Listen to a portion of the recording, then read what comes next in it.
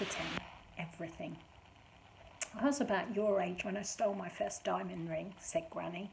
Ben was astonished, partly at the idea that Granny had ever been his age, which seemed impossible, and partly because of the obvious fact that 11-year-old girls do not usually steal diamonds. Glitter pens, hair clips, toy ponies maybe, diamonds definitely not. I know you look at me with my Scrabble and my knitting and my fondness for cabbage and think I'm just some boring old dear. Oh, said Ben, not entirely convincingly. But you forgot, child, that I was young once. What was the first ring you stole? Said Ben eagerly. Did it have a really big diamond on it? The old lady chuckled. Not so big. No, it was my first one. I still got it somewhere. Go into the kitchen, will you, Ben, and fetch the silver Jubilee biscuit tin from the shelf. Ben shrugged as if he knew nothing about the silver Jubilee biscuit tin and its incredible contents. Whereabouts is it, Granny? Asked Ben as he left the living room. Just on top of the larder, boy, called Granny. Chop, chop, your mummy and daddy will be wondering where you are soon. Ben remembered that he had wanted to rush home for cheesy beans and sausage. Suddenly, that seemed colossally unimportant. He wasn't even feeling hungry anymore.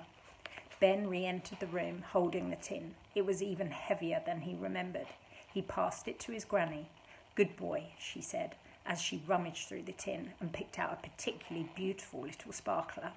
Ah, yes, this is it. To Ben, all the diamond rings looked pretty much the same. However, Granny seemed to know each of them as if they were her oldest friends. Such a little beauty, she said as she brought the ring up to her eye for a closer inspection.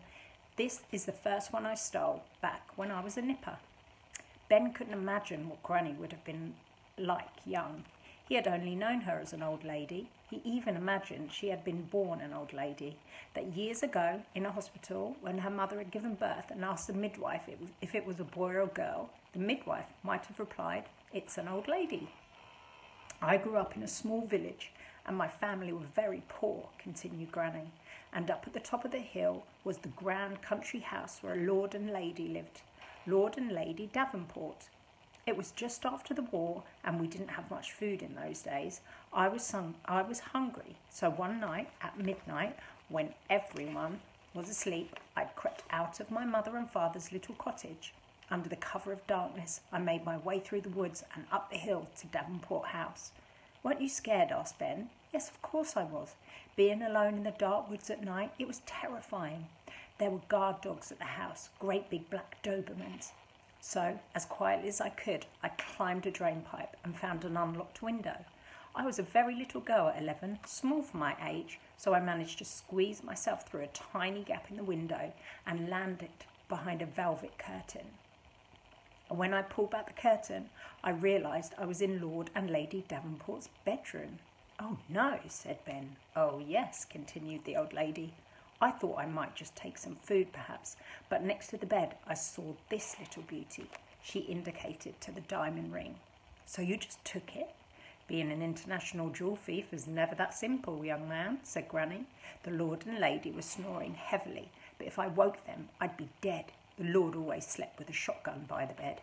A shotgun? Asked Ben. Yes.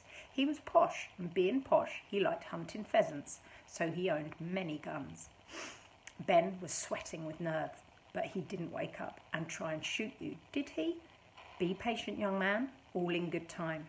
I crept over to Lady Davenport's side of the bed and picked up the diamond ring. I couldn't believe how beautiful it was. I'd never seen one up close before. My mother would never have dreamed of owning one. I don't need jewels, she would say to us children. You are like diamonds. I wondered at the diamond in my hand for a moment. It was the most gorgeous thing I'd ever seen in my life. Then, suddenly, there was an almighty noise. Ben frowned. What was it? Lord Davenport was a big, fat, greedy man. He must have had too much to eat earlier because he let out the most enormous burp. Ben laughed, and Granny laughed too. He knew burps weren't supposed to be funny, but couldn't help laughing. It was so loud, said Granny, still chuckling. Ben was helpless with laughter now. It was so loud, continued Granny, that I was startled and dropped the ring on the polished wooden floor. It made quite a bang as it hit the teak, and both Lord and Lady Davenport woke up. Oh no, Oh, yes. So I grabbed the ring and ran back to the open window. I didn't dare look behind me.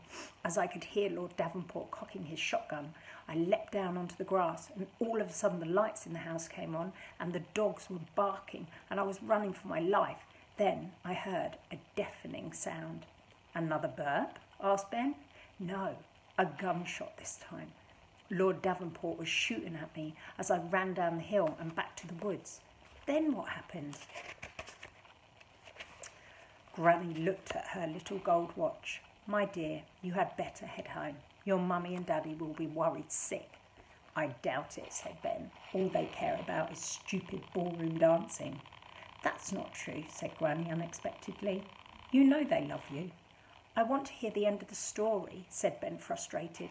He was desperate to know what happened next. You will, another day. But Granny, Ben, you have to go home. That's not fair.